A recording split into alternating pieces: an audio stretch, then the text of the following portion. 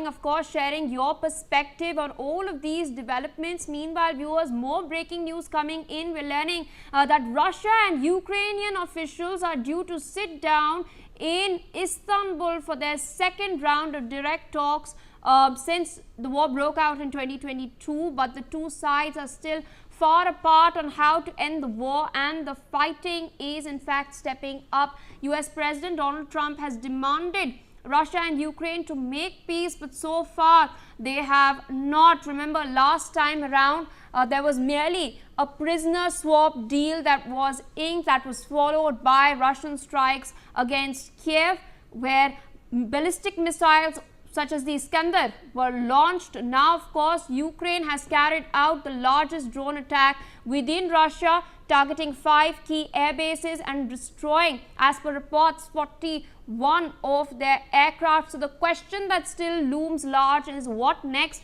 As far as the peace talks are concerned, my colleague Brian Anthony Thomas with us on the broadcast. Brian, the buzz was prior to these peace talks, and we can see the visuals of the Russian delegation arriving in Istanbul. The buzz was that the Russian delegation would be carrying a memorandum. This is what they had made very clear to the administration in the United States, but they would not reveal what is there in the memorandum to any third party, and that they would only discuss what they would propose with Ukrainian officials directly. So what can we expect as far as this meeting is concerned, Brian? Well, clearly, Russia-Ukraine resume peace talks in Istanbul after major Ukrainian strike, and now the negotiators are meeting for the first time since Kyiv hit Russian strategic bombers, and both Russian and Ukrainian delegations have arrived in Istanbul for fresh talks amid renewed international pressure and following one of Ukraine's most daring airstrikes deep inside Russian territory. Clearly, also the meeting is taking place at the historic Shiragan Palace on the Bosphorus also, and clearly Ukrainian president also outlined priorities ahead of Istanbul talks. Zelensky also demanded a full unconditional ceasefire, the release of prisoners, and also the return of abducted Ukrainian children. And also he renewed calls for a direct meeting with Vladimir Putin, who, though Moscow has rejected the idea for now. Clearly also, Russia is also to present peace memorandum, like you very much mentioned at the peace Istanbul talks. Moscow resisted pre-sharing demands. Ukraine demands halt in fighting, and Russia's delegation led by Putin is also expected to, Putin, Vladimir Medinsky also is expected to present a memorandum of peace terms.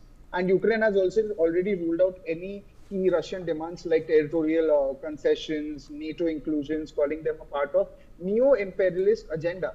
Clearly, also, Ukraine says that 40 strategic bombers damaged in drone-led special operation. And just hours before the peace talks, we covered that Ukraine revealed a special operation that struck 40 Russian bombers, causing an estimated $7 billion damage itself. And now Western powers are also expected to coordinate closely with Ukraine team. Diplomatic advisors from Germany, Britain, and France are also present in Istanbul, coordinating closely with the Ukrainian Defense Minister Rustem Umerov, who is leading Kyiv's team, and the involvement also underscores Europe's growing concerns over the war toll. Clearly, also, Russia even pushes northeast. Ukraine calls for Western security guarantees. While diplomats are moving, Russia continues its offensive in northwestern Ukraine, strikes in Kharkiv in 6, including many such people. And even Kyiv also insisted any peace framework must include Western-backed security guarantee. Yes. All right, Brian, with that, I would like to thank you for joining us on the broadcast, sharing all those updates. Meanwhile,